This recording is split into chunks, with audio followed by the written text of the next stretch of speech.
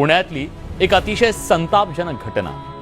पुण्यात बेदरकारपणे गाडी चालवत अलिशान गाडी खाली दोघांना चिरडणाऱ्या बड्या बापाच्या धिंडाला कोर्टानं 300 ओळींचा निबंध लिहिण्याची भयंकर कठोर शिक्षा दिली आहे। अपघातावर 300 शब्दांचा निबंध लिहिण्याची शिक्षा, ट्रॅफिक पोलिसांना मदत करण्याची शिक्षा, मानसोपचार तज्ञाकडे जाण्याची शिक्षा दिली आहे।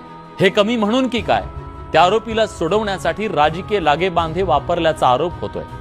सगळं ड्रायव्हरनं केलं असं कुभांड रचण्याचा आणि सही सलामत त्या पोराला बाहेर सोडण्यासाठी प्रयत्न झाल्याचा आरोप प्रत्यक्षदर्शी करताय। एवढंच नाही तर तो पोलिसांच्या अटकेत असताना इथली व्यवस्था त्याला स्पेशल ट्रीटमेंट देण्यात गुंतली होती, त्याला बर्गर पिझ्झा देत होती असा आरोप करण्यात येतोय। सगळी व्यवस्था त्याच्यासाठी लाळघोटेपणा करण्याचं कारण म्हणजे त्याचा बाप पुण्यातला एक बडा बिल्डर आहे।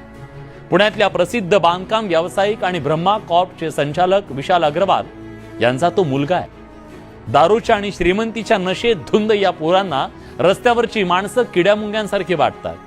पैशाच्या बळावर व्यवस्थेला खरेदी करता येऊ शकतं, दावणीला बांधता येऊ शकतं, ही मगरुरी आहे। सामान्य माणसानं नियम तोडला तर खाक्या दाखवणारी इथली व्यवस्था अशा धेंडांच्या पुढे मात्र शेपटाचा गोंडा घोळताना दिसते। म्हणून हे बिनबोभाट लोकांना चिरडत